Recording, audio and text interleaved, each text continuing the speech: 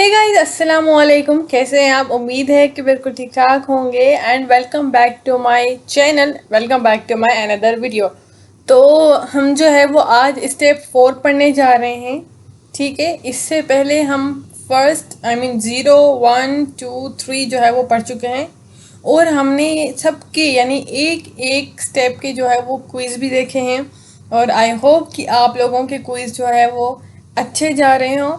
और दूसरी बात यह है कि जो लोग गवर्नर हाउस में काफ़ी जो है वो क्विज़ दे के आए हैं, तो आप लोग ये मत सोचो कि मतलब हमारे पास ऐसे क्वेश्चन आ नहीं रहे या फिर जैसे क्वेश्चंस जो है वो आपको दिए जा रहे हैं वो सेम नहीं आ रहे।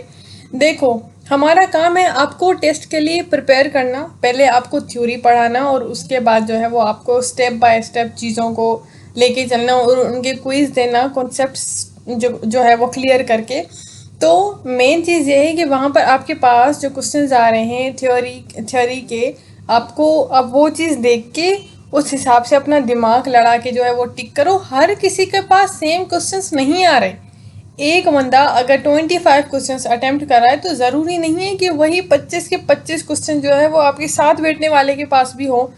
तो ऐसा नहीं है, सबके पास क्वेश्चंस जो हैं वो डिफरेंट आ रहे हैं। और हम जो ये पढ़ा रहे हैं ना, ये हमारा मेन जो पढ़ाने का एक सबब है वो है कि आपका कॉन्सेप्ट क्लियर करना। ज़रूरी नहीं है कि मैं आपको जो क्विज़ दे रही हूँ ये एग्जैक्टली सेम आएंगे। हाँ, मोस्ट प्रोबेबली सेम आ सकते हैं, मैं ये कह सकती हूँ, ठीक है, लेकिन एग्जैक्टली सेम नहीं आएंगे। क्यों? क्योंकि देखो, मैं भी तो आपको प्रिपेयर करवा रही हूँ ना, और मेरे पढ़ाने का मकसद आपको सिर्फ यही होता है कि आपका कॉन्सेप्ट क्लियर हो।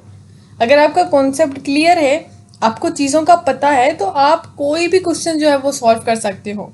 ठीक है, आई होप कि आपको ये मेरी बात जो है वो समझ में आ गई होगी। पता नहीं किसने 2-3 दिन पहले कहा था कि मैम ये वाले क्वेश्चन नहीं आ रहे। अरे, आपके पास जो क्वेश्चन है वो दूसरे के पास थोड़ी है, मैं भी दूसरे के पास से आई हूँ।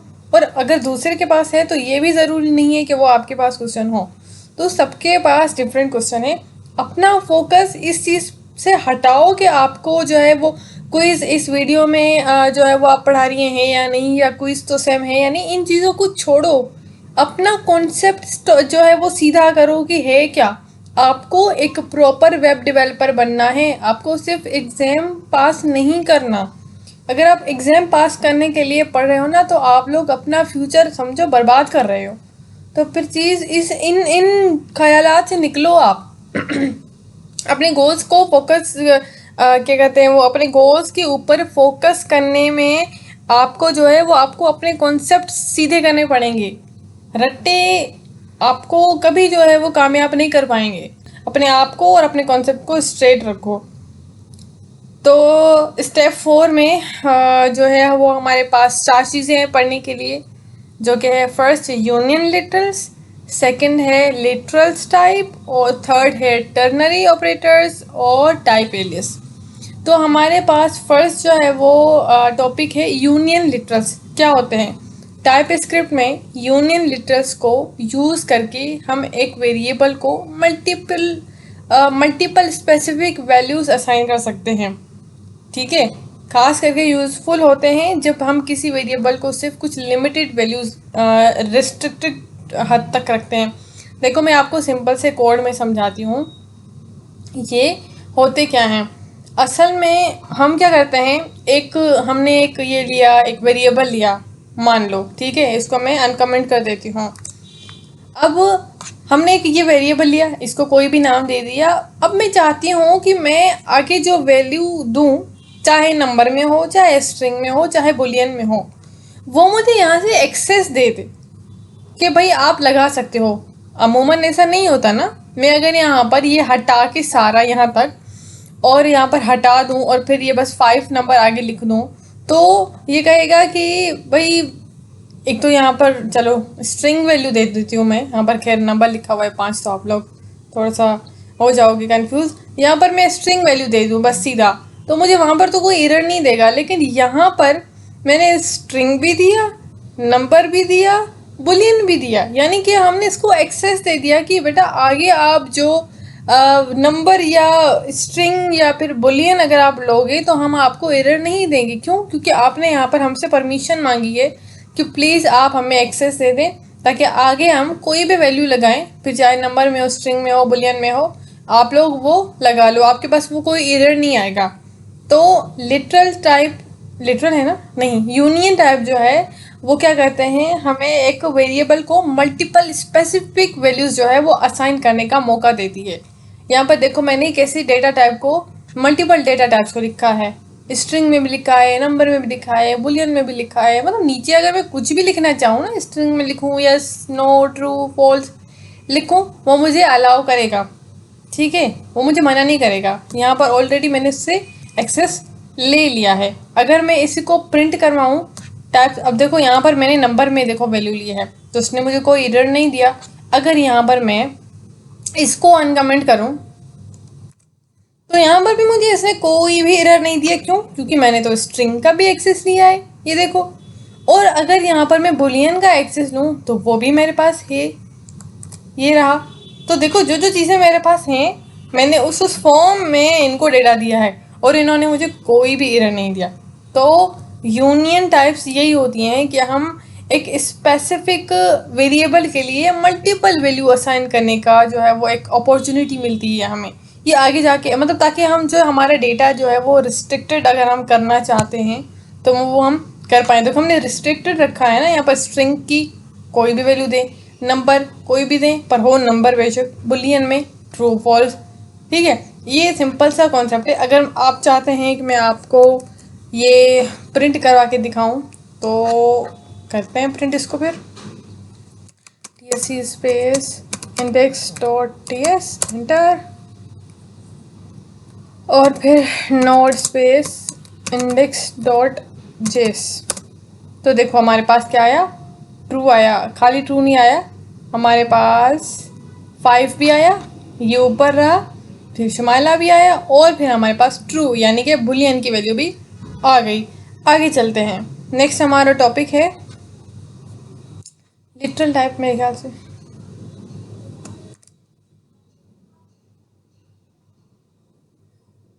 Literal types.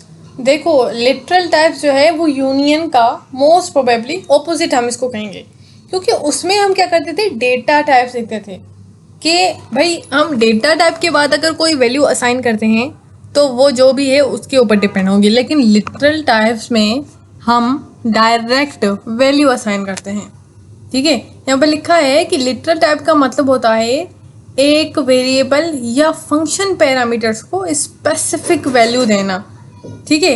ये फीचर हमें प्रिसाइज और टाइप सेफ कोड लिखने में हेल्प करता है। लिटरल डेटा टाइप्स को हम स्ट्रिंग नंबर्स, बुलियंस और भी कुछ स्पेसिफिक वैल्यूज़ के साथ यूज़ करते हैं। मतलब यहाँ पर देखो अगर मैं आपको कोड से समझाऊँ इसको आपको ना मैं थोड़ा सा अलग से समझा देती हूँ, क्या पता आपको समझ ही ना आए, पर आ ही जाएगा आपको, इतना मुश्किल नहीं है। देखो यहाँ पर क्या किया मैंने, कोई भी वेरिएबल ले लिया, उसको कोई भी नाम दे दिया, ठीक है। अब टाइप में मैंने क्या क्या वैल्यूज स्टोर कर रही हैं, शुमाइला स्टोर करवाया है 45 यानी कि नंबर स्टोर करवाया है, असद नंबर स्टोर करवाया है, ईमान स्टोर करवाया है। अब यहाँ पर क्या है कि यहाँ पर मैंने जो भी वैल्यू का एक्सेस मांगा है, मैं यहाँ पर नीचे वही दे सकती हूँ।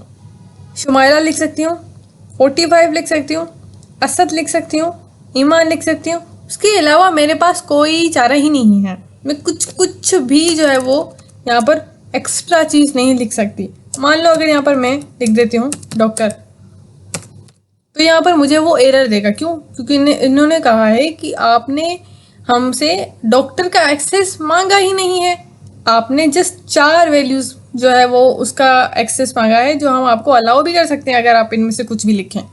मान लो अगर यहाँ पर मैं एक्सेस मांगूँ यहाँ से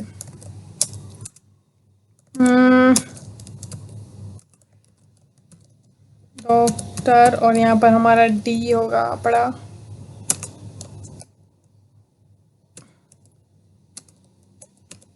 ये रहा। और अब यहाँ पर क्या होगा, हम कैपिटल में लिखूंगी क्योंकि मैंने कैपिटल में लिखा है।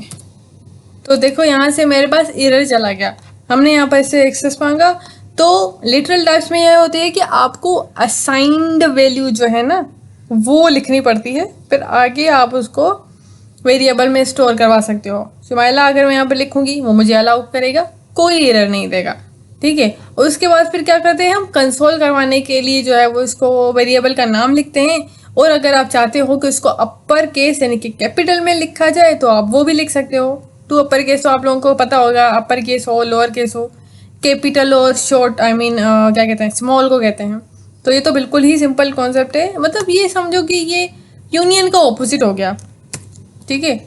ये इट्स टू इजी। अच्छा, इसमें ही ना एक नेरोइंग की टर्म आती है। नेरोइंग क्या होती है, किसी बॉर्डर टाइप जैसे कि स्ट्रिंग हो या नंबर हो, ठीक है, कि स्पेसिफिक टाइप में कन्वर्ट करना। ये टाइप स्क्रिप्ट को टाइप सेफ बनाने के लिए ज़रूरी होता है। नैरोइंग टेक्निक्स का यूज़ करके आप टाइप स्क्रिप्ट को बताते हैं कि रन टाइम पर आपको किस स्पेसिफिक टाइप के साथ काम करना है। देखो यहाँ पर हमने यहाँ पर नैरोइंग की, नैरोइंग का मतलब ये होता है कि अभी ऊपर लिखा हुआ है 45, यानी कि ये 45 और असद ईमान, यहाँ पर हमने क्या किया 45, यानी कि मैंने रन टाइम पर इसको ये बताया कि हम जो है वो अपने आगे जाके नंबर को प्रिंट करवाना चाहते हैं और वो हमें नंबर प्रिंट करके देगा। यहाँ पर ये नहीं आएगा क्यों, क्योंकि नंबर है, नंबर के लिए अपर और लोअर केस यूज़ नहीं होते, ठीक है। यहाँ पर मैंने मतलब इसको नैरो कर दिया, इसको बता दिया कि भाई हम जो है वो डेटा टाइप यहाँ पर हमारी चेंज्ड है, 45 है। मान लो अगर यहाँ पर मैं इसकी यहाँ पर चेंज करके यहाँ पर लिख दूँ असद, तो देखो यहाँ पर क्या होती है, यहाँ पर नैरोइंग तो हुई but considered as a string हुई, नंबर नहीं। यानी कि ये है कि अ टाइप ऑफ कैपिटल क्यों हो गया, तो मतलब नैरोइंग का सिंपल कॉन्सेप्ट ये होता है कि रन टाइम पर उसको बताना कि भाई हम किस डेटा टाइप में अपने स्पेसिफिक वैल्यू को प्रिंट करवाना चाहते हैं। सिंपल सा कॉन्सेप्ट है, I hope you get the point, ठीक है। अब हम चलते हैं टर्नरी ऑपरेटर पर। अच्छा जी, देखो टर्नरी जो ऑपरेटर्स होते हैं ये इसको कहते हैं हम short hand of if else statement. हम इफ़ एल्स स्टेटमेंट जो है वो पढ़ते हैं, उसमें आप लोगों को पता है कि पहले हम क्या करते हैं, वेरिएबल में जो है वो वैल्यू लेते हैं, फिर वो हम एग्जैक्ट उसको बताते हैं कि कंडीशन जो है वो किस टाइप की होनी चाहिए, और फिर जब हम एल्स की इफ़ की कंडीशन लेते हैं तो फिर हम उसी स्पेसिफिक वेरिएबल को जो है वो उसको बताते हैं कि अगर हमारी वैल्यू जो है वो इक्वल हुई या ग्रेटर हुई या फिर लेस हुई तो आप जो है वो उस हिसाब से हमें वैल्यू जो है वो कंसोल करके देना, फिर एल्स में हम उसका रेसिप्रोकल कर देते हैं। अब क्या करना पड़ता है, ये चीज़ें हमें स्टेप बाय स्टेप फॉलो करनी होती हैं, तो फिर अगर हम नहीं करेंगे तो इसे ऑब्वियसली एरर आएगा। तो फिर हमें जो है वो एक शॉर्ट हैंड सिंटेक्स जो है वो हमें मिला है जिसका नाम है टर्नरी ऑपरेटर। इसमें ये होता है कि हम पूरा जो है वो एग्जैक्ट प्रॉपरली वाला मेथड इफ एल्स वाली कंडीशन नहीं लिखते, ये एक सिंगल लाइन में कंडीशन चेक करना और उसके मुताबिक वैल्यू रिटर्न करने का तरीका होता है, basically like true false condition. अब मैं फॉर एग्जांपल आपको एक मिसाल मैंने यहाँ पर एग्जांपल लिखी है। अब इसमें ये होता है कि हमने एक वेरिएबल लिया एज नाम का, कि 18 साल जो है वो एज होनी चाहिए किसी भी बंदे की एज। उसके बाद हमने एक दूसरा वेरिएबल जो है वो बनाया, उसका नाम रख दिया कैन वोट, यानी कि वो वोट दे सकता है। हमने लिखा कि एज जो है वो 18 हो या 18 से ऊपर, ठीक है। अगर ये है तो आप हमें लिख के देना कि यस यू कैन वोट, ठीक है। अब देखो हम क्या करते थे, इफ़ की कंडीशन डाल देते थे, लेकिन अभी हमारे पास बिल्कुल शॉर्ट हैंड मेथड जो है वो आया है। हम क्या करते हैं, पहले कंडीशन दे देते हैं, वो जैसे देते हैं, और उसके बाद फिर क्वेश्चन मार्क देना लाजमी है, और उसके बाद फिर आप जो है वो सिंपल कंसोल वाली बात लिखो कि यस यू कैन वोट अगर तो ट्रू है। फिर उसके बाद है no you can not vote. फिर अगर हम इसको जब प्रिंट करवाएंगे तो फिर वो उस हिसाब से जो है हमें आंसर करेगी। मैं इसको आपको प्रिंट भी करके दिखा सकती हूँ।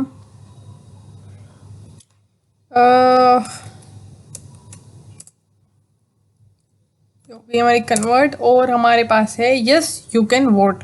ठीक है, तो क्योंकि हमारी कंडीशन है कि 18 और 18 से ऊपर होना चाहिए, उससे कम नहीं होना चाहिए, तो फिर हम जो है इसने हमें वो चीज़ अलाउ करके दी। अगर हम दूसरी इसकी एग्जांपल देखें, क्या है, एज, अगर स्कोर जो है वो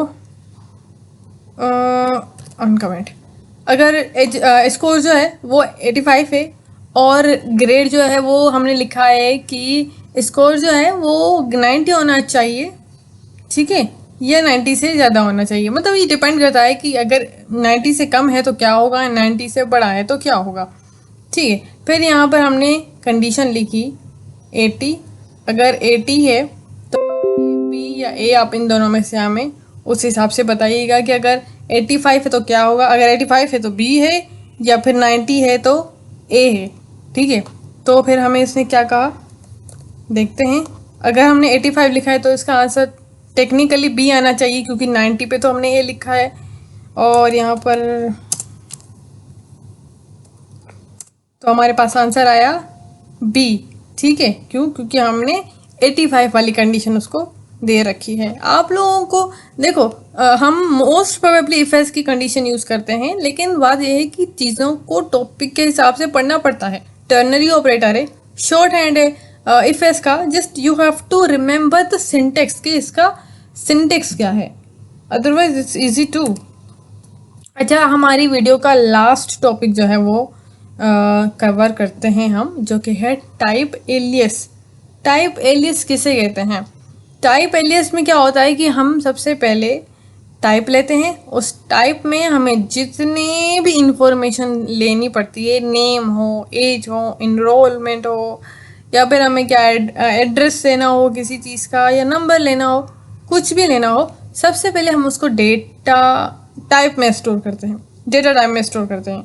टाइप लिखा, देखो टाइप लिखने के बाद हमने उसको कोई भी नाम दे दिया, मान लो स्टूडेंट दे दिया।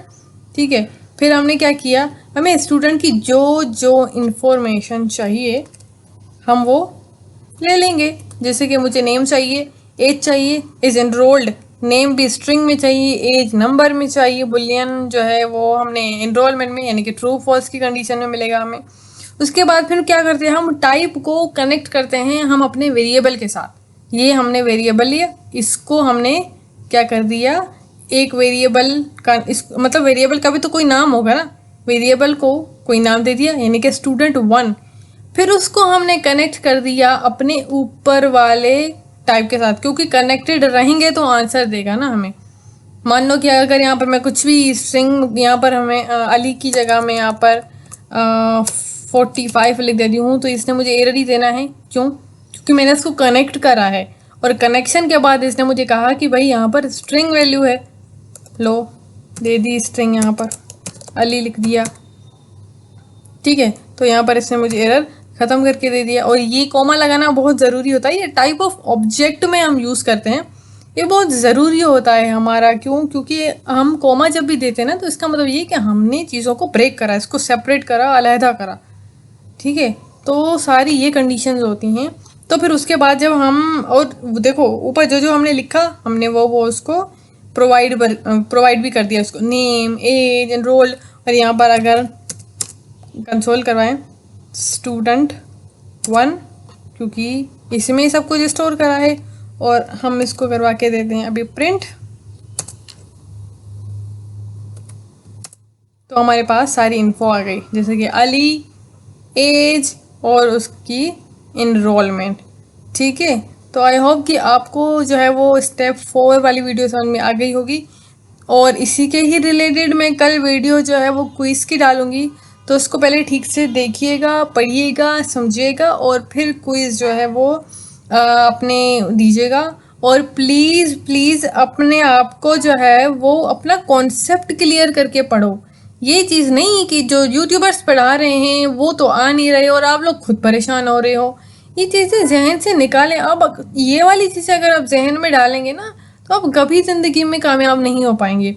अपना मैं यहाँ पर सिर्फ और सिर्फ आपके कॉन्सेप्ट सीधा करने के लिए पढ़ाती हूँ, और आपके जस्ट क्वेश्चन जो है वो माइंड में रख के, जो काफ़ी लोग पूछते हैं कि ये क्या होता है, यूनियन लिटरल्स क्या होते हैं, तो मैं आपको सीधा एक कॉन्सेप्ट समझाती हूँ कि भाई ये चीज़ यहाँ से यहाँ तक है, ठीक है। ताकि जब आप क्वेश्चन मतलब जब आप उस हाल में बैठो तो आपके जहन में ये नहीं होना चाहिए कि ये तो क्विज वो हैं ही नहीं जो हमें क्विज पढ़ाए गए हैं यूट्यूब में। आप सिर्फ अपने जहन में ये बात रखो कि हमें वीडियोस में, हमें थ्योरी में क्या पढ़ाया गया, हमारे पास कॉन्सेप्ट क्या है यूनियन लिटरल्स का, लिटरल्स टाइप क्या होते हैं, टर्नरी ऑपरेटर्स क्या होते हैं, टाइप एलिस क्या होते हैं, ये कॉन्सेप्ट बना के रखें। रादर देन आप ये सोचें कि क्विज में वो क्वेश्चन आ क्यों नहीं रहे जो हमारे पास यूट्यूबर बना दे। मैं आपको क्विज प्रैक्टिस के लिए देती हूँ ताकि आपने जो कॉन्सेप्ट हमने बनाया है आप उसको किस तरीके से बिल्डअप कर रहे हो आगे, ठीक है। I hope you guys love this video. If you did, make sure to like and subscribe this channel. I will see you in the next video. तब तक के लिए थैंक्स फॉर वॉचिंग। और इसी ग्रुप में मैं इंशाल्लाह नेक्स्ट चेस भी स्टार्ट करूँगी, तो जिसको भी ग्रुप ज्वाइन करना है तो मैं ग्रुप में जो है वो लिंक दे दूँगी। अल्लाह हाफिज़।